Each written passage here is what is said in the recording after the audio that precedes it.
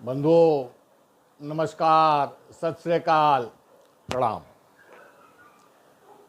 हमारे सभी भाई बहनों को हमारा यूट्यूब चैनल यथार्थ वीडियोज 1473 देखने वालों का हार्दिक स्वागत है।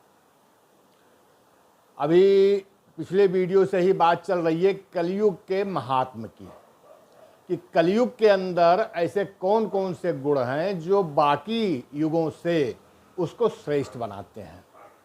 इसी पर आज चर्चा होगी। तो उन तीनों युगों में भवसागर से पार जाने के क्या क्या साधन थे और कलयुग में क्या है। कृतयुग त्रेता द्वापर पूजा मख और जोग, जो गति होय सो कलिहरि नाम ते पावहि लोग। सतयुग में, त्रेता में और द्वापर में पूजा, हवन यज्ञ और योग ये था, और कलयुग का बाद में बताया जाएगा। सतयुग में सब योगी विज्ञानी थे और वो युग जो था वो ध्यान प्रधान युग था। कृतयुग सब जोगी विज्ञानी, करि हरि ध्यान तरहि भव प्राणी,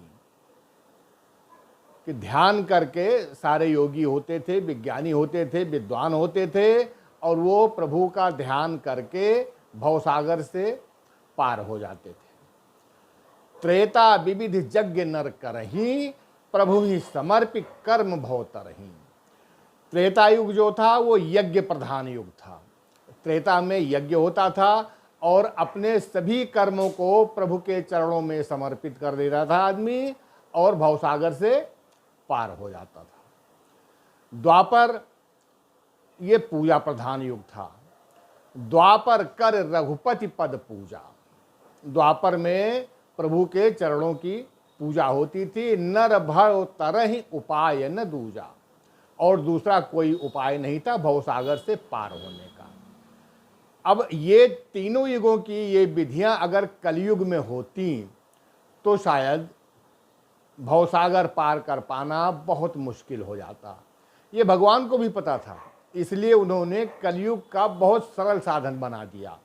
भाई आप ये देखिए कि उन युगों में प्राकृतिक साधन संसाधन इतने ज़्यादा मौजूद थे कि, और लोगों की रहन सहन, दिनचर्या, ये सब आज के युग से बिल्कुल अलग थी। आज तो आप ये देख ले, एक आम आदमी सुबह से शाम तक, रात तक, वो अपनी जीवनचर्या और गृहस्थी के ही उलझनों में इतना व्यस्त है कि वो पूजा पाठ, ध्यान, योग और हवन कब करेगा। जो आदमी सुबह 7 बजे अपने घर से निकल जाता है, रात को 11 बजे अपने घर पे आता है, वो ये सब कहाँ से कर पाएगा।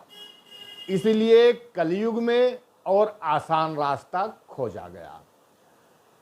कलयुग केवल हरिगुण गाहा, गावत नर पावहि भव थाहा। कलयुग में कुछ भी कर लो बहुत अच्छी बात है, नहीं कर सकते हो तो कोई जरूरी नहीं है वो करना। मात्र केवल हरि के गुणों का, प्रभु के चरित्र का, इसका गायन कीजिए और भवसागर से पार हुआ जा सकता है। कलयुग जोग न यज्ञ न ज्ञाना, एक आधार राम गुण गाना। जोग, यज्ञ और ज्ञान अगर किया जा सकता है, ये सब सतयुगी, त्रेता युगी और पहले की उसकी पूजाएं हैं, द्वापर की।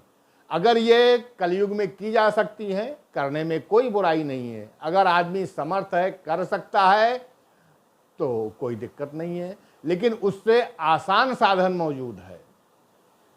कलयुग जोग न यज्ञ न ज्ञाना, एक आधार राम गुण गाना। और भरोसा राम पर होना चाहिए।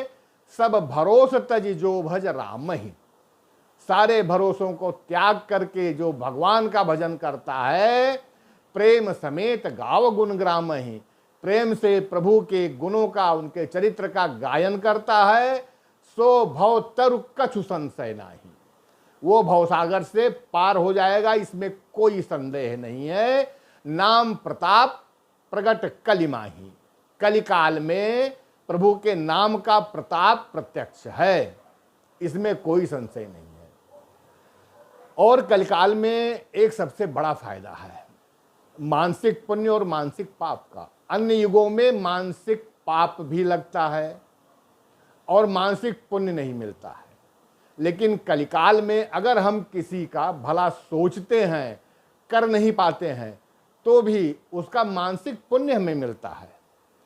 और किसी के बारे में उसका हम बुरा सोचते हैं, उसके कल्याण की नहीं सोचते हैं और कर नहीं पाते हैं, तो उसका हमें पाप नहीं लगता है।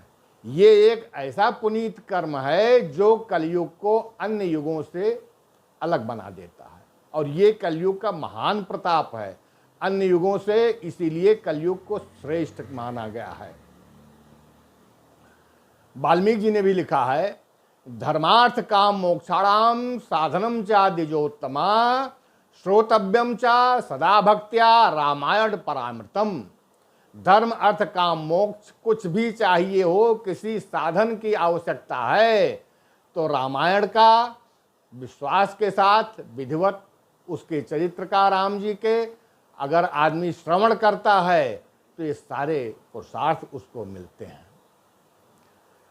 कलयुग में, कलयुग के समान कोई दूसरा युग नहीं है। अगर विश्वास है तो भवसागर पार हो जाएगा। कलयुग सम नहीं आन युग, जो नर कर विश्वास, गाय राम गुण गण विमल, भवतर बिनहि प्रयास। ये कलयुग का सबसे बड़ा महात्म है। प्रभु के ऊपर, उनके चरित्र पे, उनके गुणों पे हमें विश्वास होना चाहिए। इससे ज़्यादा और आसान रास्ता किसी भी युग में नहीं है, क्योंकि जो हवन यज्ञ पूजन है आज के युग में, उनमें जो सामग्री प्रयोग की जाएगी शुद्ध तो वो नहीं मिलेंगी। हवन हमारा कहाँ से पूरा होगा? बहुत कठिन विधान है और बहुत खर्चीला है। कलयुग का आम आदमी उन हवन यज्ञ को नहीं कर सकता है। भाई, अगर कोई बॉस होता है, मालिक होता है, स्वामी होता है, वो अपने स्थान पर उच्च आसन पर बैठता है, जिससे देखते ही पता चले कि ये जो है ये मालिक की कुर्सी है, ये स्वामी का आसन है। लेकिन राम जी के साथ ऐसा नहीं है। उनका तो सारा ये सिस्टम उल्टा है। वो पेड़ के नीचे बैठते हैं और उनके जो सेवक हैं बानर भालू, वो पेड़ के ऊपर जा करके धमा चौकड़ी मचाते हैं। तो प्रभु तरु तर कपिडारी पर ते किए आप समान, तुलसी कहूँ न राम सो साहिब शील निधान। श्री राम जय राम जय जय राम, श्री राम जय राम जय जय राम, श्री राम जय राम जय जय राम, श्री राम जय राम जय जय राम, श्री राम जय राम जय जय राम। श्री सीताराम नाम महाराज की जय। भाइयों, अगर आपको हमारा चैनल पसंद आता है तो इसको लाइक, शेयर और सब्सक्राइब अवश्य करते रहिएगा। धन्यवाद, प्रणाम।